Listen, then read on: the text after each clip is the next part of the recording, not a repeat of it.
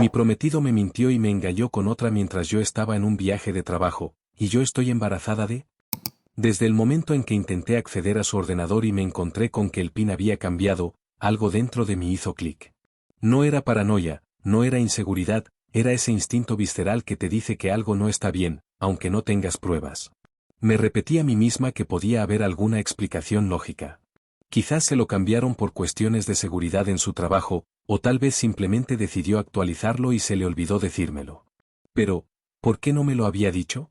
Siempre habíamos sido abiertos el uno con el otro.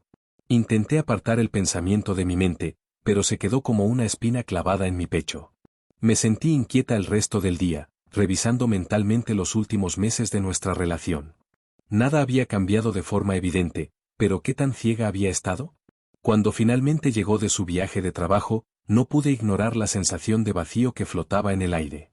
Se veía agotado, claro, eso era normal después de un vuelo largo. Pero no había emoción en su rostro. Ningún brillo en sus ojos al verme, ninguna sonrisa genuina. Su abrazo fue mecánico, como si fuera un trámite. Nos acostamos en la cama en completo silencio. Mi cuerpo estaba cansado por el embarazo, pero mi mente no dejaba de dar vueltas. Cada vez que cerraba los ojos, las dudas me golpeaban con más fuerza. Algo no estaba bien. Y entonces, a las 5 de la mañana, después de mi enésima visita al baño, tomé su teléfono y decidí buscar respuestas. Con su teléfono en mis manos, mi corazón latía con fuerza, como si mi cuerpo ya supiera lo que estaba a punto de descubrir. Nunca antes había sentido la necesidad de revisar su teléfono, pero esta vez era diferente. El PIN no había cambiado. Algo en mí se revolvió. Si realmente tenía algo que ocultar, ¿por qué no cambiarlo? Aún así, continué. Revisé sus redes sociales, todo parecía normal. Nada en Instagram, nada sospechoso en Facebook Messenger. Comprobé qué aplicaciones había descargado recientemente, nada fuera de lo común. Por un momento, sentí alivio. Quizás estaba exagerando, quizás mi embarazo me hacía sobrepensar todo. Pero entonces, decidí revisar su correo electrónico. Lo primero que vi fue un recibo de PayPal. $150 enviados a un hombre, con la descripción, primer pago por suite. Mi mente intentó justificarlo. Tal vez había reservado algo para una sorpresa. Pero su trabajo cubría todos sus gastos. ¿Por qué pagaría él? El escalofrío en mi columna se intensificó cuando entré a la actividad de su cuenta de Google. Aplicación utilizada, Grindr. Aplicación utilizada, Snapchat. Aplicación utilizada, carpeta segura. Mi estómago se hundió. No usamos Snapchat. Él no usaba Snapchat. Teníamos más de 30 años. Intenté encontrar esa maldita carpeta segura, pero mi conocimiento sobre teléfonos Samsung era limitado. Me rendí. Cerré todo, devolví el teléfono a su lugar y fui por un vaso de agua. Mis manos temblaban. Cuando volví a la cama, él estaba despierto. Cariño, ¿qué pasa? Quise fingir que todo estaba bien, pero mi voz me traicionó. Nada, vuelve a dormir. Él no se lo tragó. Dime qué pasa. ¿Por qué no me lo dices tú? Mi voz apenas fue un susurro. ¿De qué podría estar molesta? Su expresión cambió. Por primera vez en años, vi miedo en sus ojos. ¿Qué hice? Creo que ya lo sabes. Y entonces, todo se vino abajo. No hubo negaciones. No hubo excusas inmediatas. Solo silencio. ¿Te acostaste con alguien? Pregunté, tratando de contener las lágrimas. Él asintió. ¿Con un hombre? Asintió otra vez. ¿Pagaste por ello? Otro asentimiento. Sentí que me faltaba el aire. El dolor era tan profundo que dolía físicamente. Las palabras no salían de mi boca. Me sentía atrapada en una pesadilla de la que no podía despertar. No entendía nada. ¿Cómo podía ser él? Mi prometido, el hombre con el que había compartido 5 años de mi vida. El hombre con el que iba a casarme, con el que iba a formar una familia. Él no decía nada.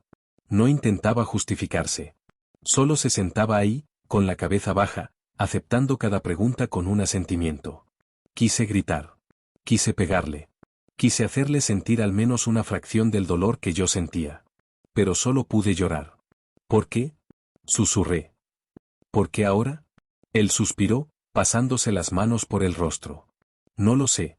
No me digas eso. Grité. No puedes simplemente decir que no lo sabes. Él cerró los ojos, y por primera vez, pareció quebrarse. No quería hacerte daño. Reí sin humor. ¿Y qué crees que hiciste? ¿Esto no es hacerme daño?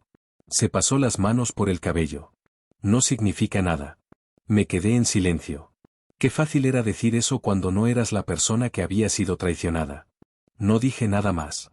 Me vestí, recogí mis cosas y me fui al trabajo.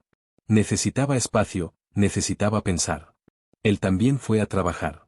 No hablamos en todo el día. Pero esa noche, cuando regresó a casa, vino con una nueva historia. Y me di cuenta de que jamás obtendría la verdad. Esa noche, cuando regresó a casa, parecía diferente. No estaba nervioso, ni alterado, pero tampoco era el hombre con el que había compartido los últimos años. Parecía apagado. Como si supiera que todo estaba perdido pero aún así se aferrara a una pequeña esperanza. Se sentó en el sofá, me miró y dijo que necesitábamos hablar. Yo estaba sentada en la mesa de la cocina, con una taza de té que había olvidado beber. No respondí de inmediato. No quería escucharlo, pero al mismo tiempo, necesitaba respuestas. Como si alguna explicación fuera a cambiar el dolor que sentía. Finalmente, asentí y me crucé de brazos. Dijo que había sido un error. Que no sabía por qué lo hizo, que nunca había sentido atracción por los hombres antes.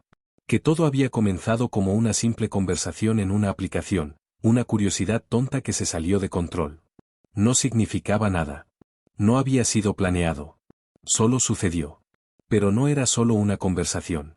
Había pagos de por medio. Citas organizadas. Historias que no coincidían. Le pregunté si había sido solo una vez. Se quedó en silencio. Mi corazón comenzó a latir más fuerte. Dijo que sí. No le creí.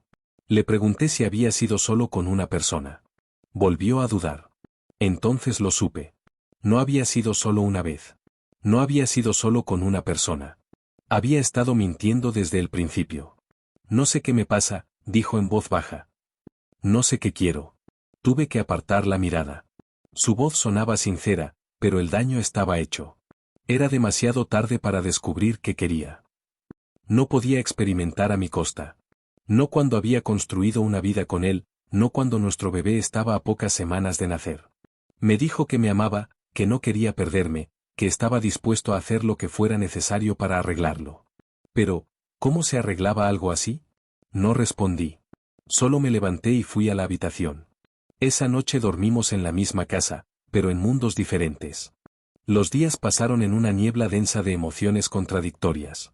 No podía dejar de pensar en todo lo que había sucedido, en cómo mi vida había cambiado en cuestión de horas. Apenas hablábamos.